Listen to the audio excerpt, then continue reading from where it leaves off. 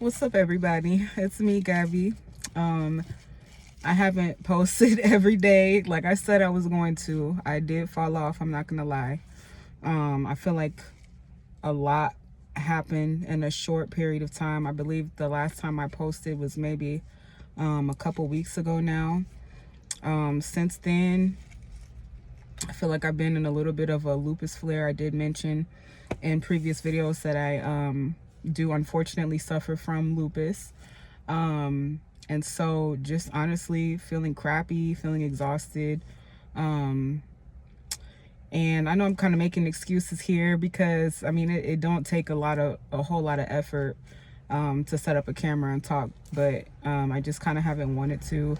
And then also, unfortunately, this past weekend, I attended a funeral of a young man that I knew. He was the brother to a friend of mine. Basically, we all just kind of grew up together, and it was a very unexpected, tragic death.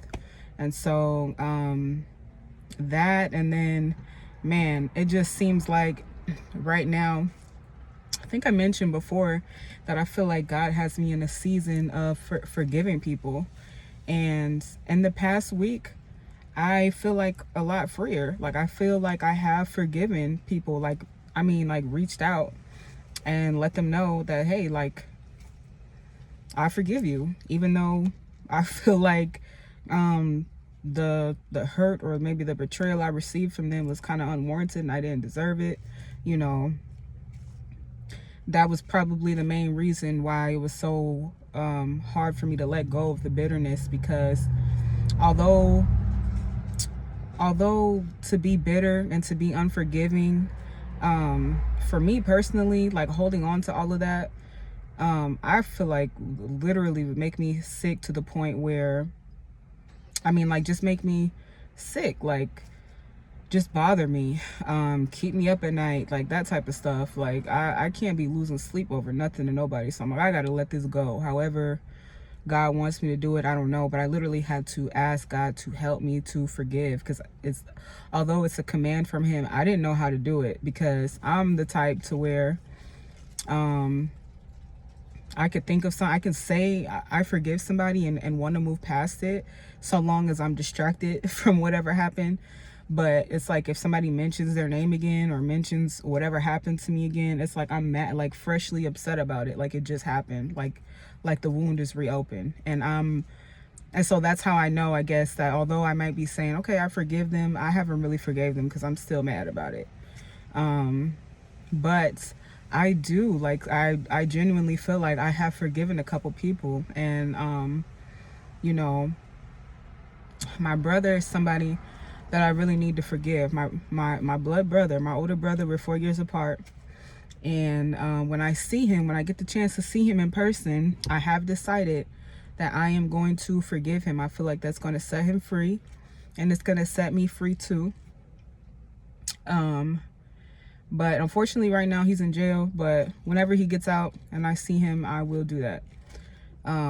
Mark my words. I mean, I'm posting this for accountability, because it's a really big deal for me to forgive him. So, but really what I wanted to talk about, I guess, is my experience. So I guess I'll give you a little backstory.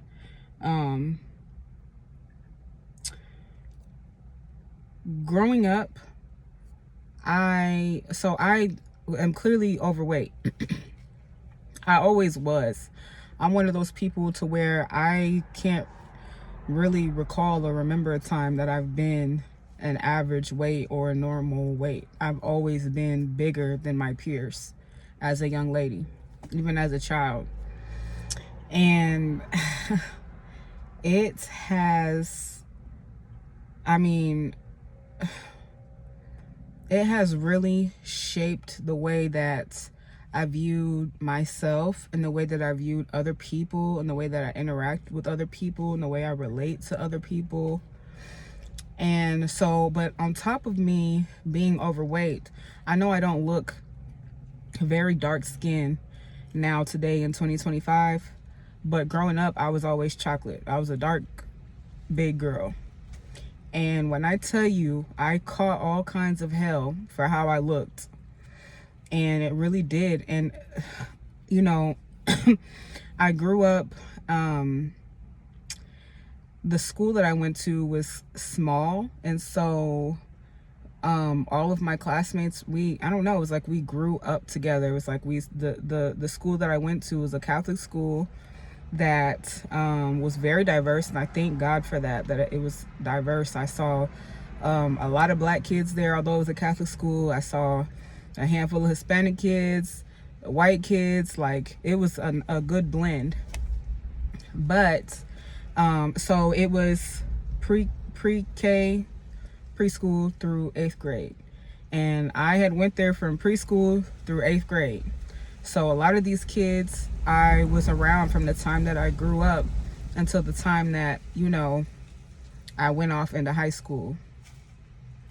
And I might be all over the place, so you just got to follow me. Sorry. I don't have any notes or anything. I'm really just going off the dome right now. But anyways, it wasn't until, when I reached, I think about like 3rd or 4th grade, my mom started sending us to this place called the Boys and Girls Club. And what a culture shock, because I was around all these predominantly black kids from public schools, and they was not nice to me. Let me tell you, it was like I came from Mars or something to them. Showing up in my Catholic schoolgirl outfit, like, why are you dressed like that? Oh, I go to a school called Our Lady of Hungry. Hungry because you're hungry. You know what I mean? Like, no, hungry like the country. Like, then you got to try to explain it. And then you got kids coming out of left field like, oh, you worship Mary. And I'm like, what? Like, I didn't even understand. I had no clue, like, really what it really means to worship anyway. So I'm like, what are you talking about? We don't worship Mary. Whole time, you know, they was kind of on to something. But, you know, kids, they don't even understand the fullness of what they're saying. They're just regurgitating what they hear other adults say, really. But yeah, but when I tell you, it just seemed like it was the worst thing ever to be fat and to be dark. Like, I mean, and then it just seemed like little slight comments. Like, people were always, it seemed like, comparing themselves to me, or like, at least I'm not like this, or, you know, it seemed like when people would gauge people's skin tones, like when they were describing somebody else, oh, dark skin, that kind of like her color, you know, pointing me out, or, you know, I don't know, it just seemed like it was the worst thing ever to be not only fat but dark skin, you know. And yeah, and just how that really shaped how I viewed myself. And so then fast forward, you go into high school, and the high school that I went to was predominantly white. I went to a Catholic high school. So I was already going into high school kind of on defense, because I just knew how people treated people that looked like me in general. Now, the kind of person I am, although I'm observant of these type of things, I don't really feel like to a large degree, although I do feel like I was kind of holding myself back, I also kind of didn't care and always was myself, and still managed to make friends, and people who got to know me tended to like me, or people thought I was funny, or whatever the case may be. But yeah, I kind of went into high school already on the defense. And I knew that because of how I looked and because of the high school that I was attending, a lot of your like typical high school experiences, I wasn't going to experience that. I already knew off top, nobody was going to be inviting me to any dances. I probably wasn't going to be nobody's homecoming queen, nobody's prom princess, whatever it is. I don't even know what it's called anymore. Yeah, like I knew I probably wasn't going to be the most popular kid, all because of how I looked, really. And then on top of that, because I grew up in my adolescent years, my childhood and adolescent years, and in a small school and with pretty much the same circle of friends. I didn't even know we was like poor for real till I got to this Catholic high school and I seen how these kids was really living. And it was like, oh, like, so that was even a culture shock, like to even realize like, oh, like, yeah, like we the people that they're talking about, that stay in the hood, that, you know, yada yada, like, okay, that's me. So just all of those things really, unfortunately, I feel like shaped how I viewed myself, and just the way that boys interacted with me. You know, when I was like in middle school, I was cool with boys, but I was just cool with them. Like they just saw me as like a sister. I wasn't never the girl that guys flocked around or always had a crush on. Some young ladies have had the experience of men being attracted to them from the time that they was young. Like they were just one of those girls that boys thought was pretty. And that was not my, that wasn't my experience at all. I used to be cool with a lot of dudes, and so, you know, the funny thing about that is like the women that men don't have any romantic interest towards, they'll be the most open and honest around. So I knew the game, like I learned the game, how dudes would play girls, because they were openly discussing these things in front of me, because I wasn't one of the girls that they were trying to pursue. So you know, I guess, which is a good thing in retrospect, because I already knew the game, like really, because I just knew how dudes were. I knew he's gonna basically he's gonna tell you anything. He's gonna go for the girl that, you know, is gonna stroke his ego pretty much. The dudes that all the girls that the girls that all the dudes want is the one that he would want on his arm, because it earns him some kind of respect, I guess, from other men. And I knew that from a young age that a lot of young men began struggling with lust and masturbation and pornography. It seemed like somehow in every conversation that snuck in there somehow. Literally. And I remember they literally would talk about different porn clips they seen, or porns that they were watching, as if it was like sports highlights or something, like literally. So yeah. So I feel like all of that kind of shaped how I viewed myself, and just wondering where I would fit into all of that. And I can remember at one point in time, like wanting a boyfriend like so bad, and feeling like I'm never gonna get a boyfriend. Like it seemed like it was important in high school, because everybody was beginning to, you know, talk to different guys, and it seemed like certain girl groups would, you know, gravitate towards certain male friend groups, and I would notice that, like, you know, I also always happened to be friends with young ladies or women that were physically more attractive than I was.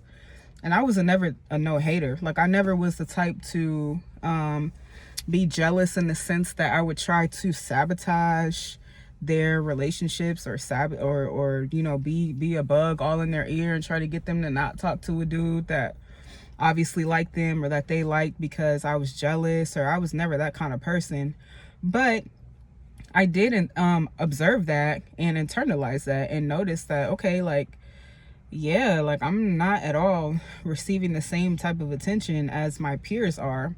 You know, my peers don't have a problem getting invited to dances, where me, I just have to keep, you know, hold my head high and act like I really don't care. But I did care. I wish I would have had that sort of experience, which now that I know Jesus, and now that I understand relationships and all of that, I understand that really that's just a setup for heartbreak when you're so young. And 9 times out of 10, you're not ready really to be dating anybody at those ages and stuff. But so I kind of see how maybe God was really protecting me in my rejection back then, because a lot of those people, it seems like, honestly, they have the same mindset as they did in high school now, and we almost 30 years old.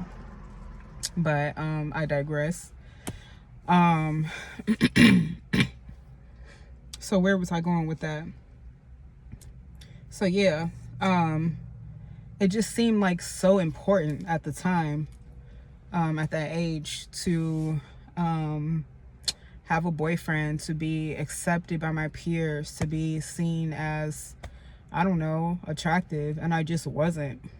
And I internalized it in a way that I felt like there was really no hope. I felt like however I looked or however people perceived me was how they always would. And yeah, it did a number on my self-esteem. And it's so crazy because it's like, from Black people, they just, I mean, they're harsh to you in a way that they just want to crack jokes on you, or I don't know, like it would just be like little weird stuff, like even like adults feeling so comfortable making comments on my weight. You would be surprised how many adults, me as a child, would like pull me to the side or say stuff to me about my weight, like very weird. Because I'm thinking, as an adult now, I would never do anything like that. So I don't really know what their motive was in doing that. Just agents of the enemy, probably. The enemy using them to plant these seeds and to further diminish any self-esteem that I may have had. Or I can remember just, I don't know, little slight stuff. I remember a time I was hanging out with my friends, and there was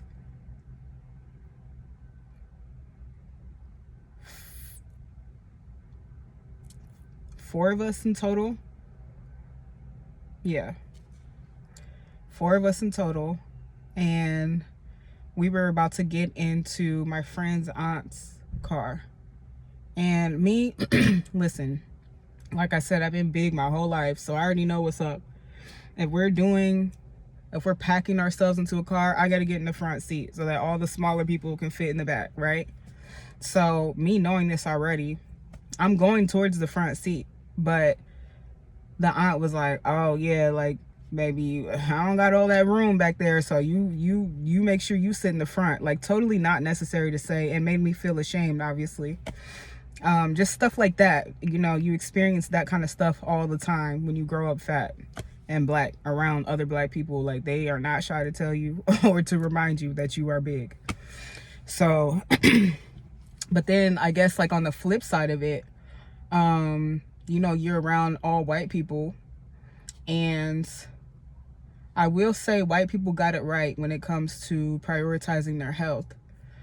And yeah, I mean, it's like, to them, for you to be not only overweight but dark skinned, it's like repulsive. I mean, they're comparing you to gorillas, literally comparing you to animals. Like, I remember in high school, there was like, they made like this bracket of girls that they found most attractive to least, or whatever. And there was me and another young lady who didn't even make the list. And I remember one of my friends was telling me that they seen they had seen the bracket or whatever, and saw where, and she was worried about where she fell on the bracket, which she wasn't even ranked in a low spot or whatever. But either way, I think she felt some kind of way about it or whatever. But she was like, oh, you weren't even on there, so you don't have to worry about it. But it was like, girl, I know exactly what that means by them not putting me on it at all. It's like they're telling me that I'm like not even human, pretty much, like that I wouldn't even fall anywhere on there because I'm somebody that they wouldn't even touch, like dare to touch or consider, is how I took that. And I'm sure that's what they were like going for. So again, you know, was I totally chewed up about it? Not necessarily, but it's like you peep those things and you tend to internalize them, you know. And so basically, I guess what I'm saying is, like, now that I'm a little bit older, you know, and again, I know the Lord now, it's so important for you to draw your confidence from Jesus and from who he says that you are. And it's important for your identity to be in him and him alone. Because from a societal standard, I don't deserve anything. When you think about the messaging that Kevin Samuels, for example, was putting out there, depending on your dress size, depending on if you've had children or not, depending on your age, depending on what you make. You don't even deserve love or a partner or any type of attention, and that is absolutely ridiculous. It really is. And that's just not true. It's simply not. But you have to understand that the devil is a liar. The devil is a liar, and he seeks to steal, kill, and destroy. And that includes how you view yourself. And he will use outside influences to distort how you view yourself and your self-esteem. And that could drive people to do all sorts of crazy stuff. Just that alone, having a low self-esteem. It could drive people to be jealous of and envious of others, which could potentially be dangerous. If somebody's jealous of you, there's no telling what they'll do. Like, seriously, just to not see you succeed. They might really want you dead, for real. Like jealousy is and envy is one of those things. I'm pretty sure that's one of the deadly sins, right? Is envy. And it makes sense that it would be, honestly, when you really break down what it is and what it will cause somebody to do. Low self-esteem really could cause you to endure a lot of abuse that you really don't deserve, and you just keep on re-traumatizing yourself because really you don't like yourself. So you end up in the hands of all the wrong people that seek to do harm towards you instead of building you up, because somewhere into your subconscious you feel like you don't even deserve anybody good or anybody to be building you up, and those are just a couple examples. But I mean, seriously, yeah, a low self-esteem would drive you to do all sorts of crazy stuff, or go through a lot of crazy stuff that you really don't deserve and that God really doesn't have for you, And so that's really the point of this, I guess, is just reflecting on my own life and seeing where the enemy sought to destroy me. But I have overcome that. All glory to God. And it's like, man, I've heard everything. Plus I'm a CNA and I'm big, so it's like them old people, they remind you every day, like in unique ways, that you're big. Like, I mean, I've heard stuff that was like creative that I haven't even heard before, which it's like now I can laugh at it. On a serious note, I don't think that it's okay to be overweight. I think that if you are overweight, that it's time to address that. And really the formula is simple. It's really just a matter of a fly got in here. Oh my gosh. Because once they get in, they act like they don't know how to get out. But anyways, the formula really is simple. It's just you need to eat better, eat a more balanced meal, and you need to exercise. I'm actually here at the park now. It's beautiful out here, and I plan on walking for at least 30 minutes today. I have to do what I can. It's crazy because now that I have the knowledge about health and that I actually care, it's like now I'm dealing with this ailment that kind of restricts me and limits me to what I can do or what I can handle. But I know that that's just a plot. It's just an attack of the enemy. I don't believe, it might sound crazy, but I don't believe that I'm going to have lupus forever, although the doctors say that it's chronic. I believe that I will go into remission, or that one day my test will read that I don't even have it anymore. I really believe that. Like, that's the type of faith that I'm having when it comes to my health.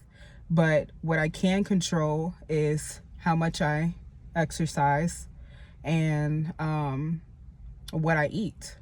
And so that's something that I'm trying.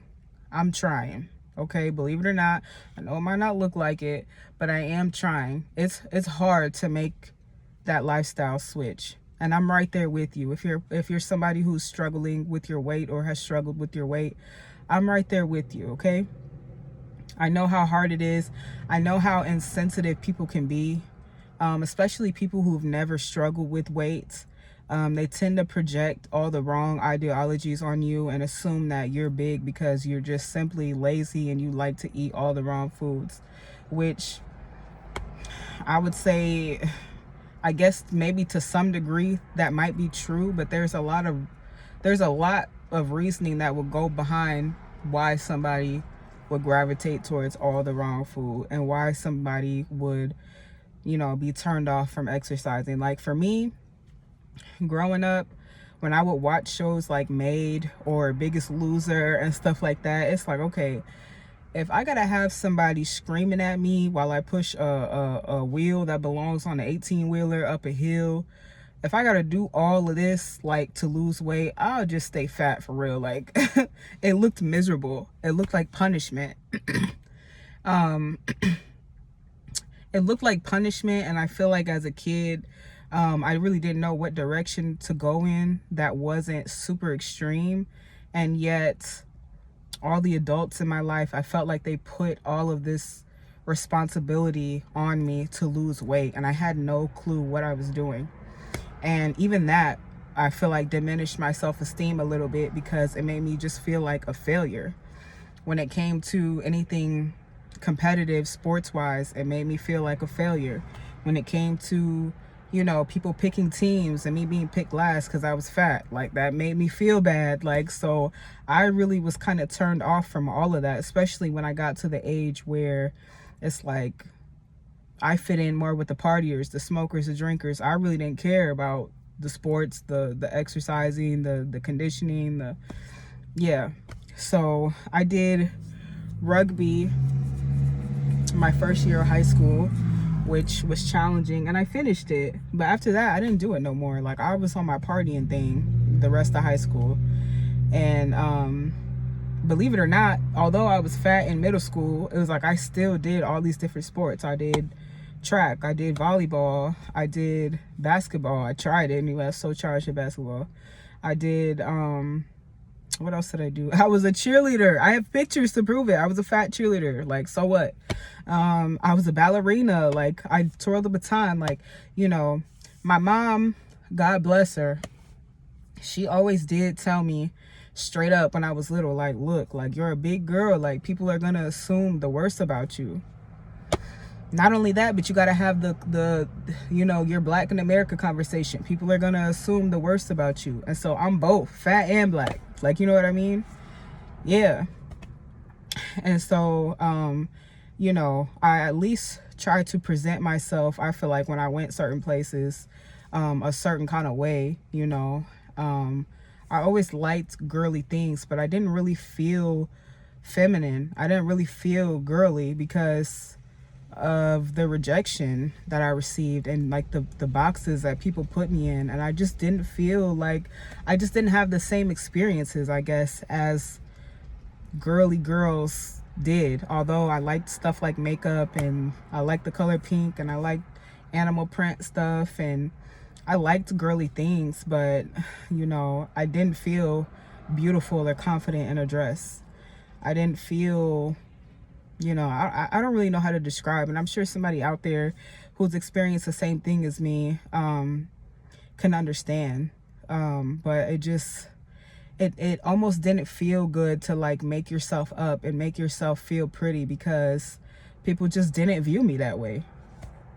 I was just always the fat, funny friend. I feel like beautiful was never the way that I feel like people describe me. And if they did, it was like, my friends just being friendly, but they knew full well. I know they knew full well how people viewed me, especially young men.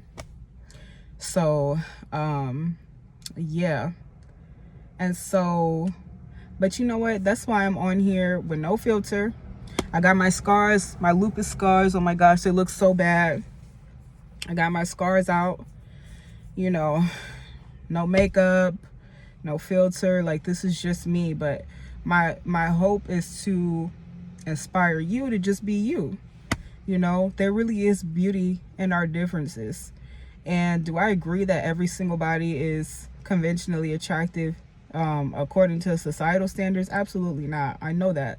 But there is beauty in our differences. And you have to understand that, only people look on the outward appearance. It's God that looks at the heart. And I've just learned over the years that as long as God sees you, you are seen, and that's what is important. And you have to hold on to that. Otherwise, you will let the world destroy you. You'll let society destroy you, or you'll be chasing after man's approval. And I feel like when you do that, the goalpost is constantly moving when it comes to these trends, when it comes to, you know, what's popular, what's attractive, what's not. It's constantly changing. And it's like, it seems like it would be more exhausting than anything than to try to keep up with all of that. So me personally, I don't even try. I do me. And it's like I'm grown now, so I definitely don't really care about the popularity stuff and, you know, if people like me or not, or, you know. So I hope you do the same. Again, I'm going to keep on getting on here. I'm going to keep on posting videos and just see where this YouTube thing goes. I feel like this channel is going to be blessed. Like, I don't know. Stick with me. Like, watch. It's going to get better. I feel like the more I do this, I'll be more articulate. I kind of feel like I'm just all over the place in these videos, but I really hope you're following me. I hope you're feeling me, because I am speaking from a very genuine, authentic place. And yeah, we'll talk later. Bye-bye.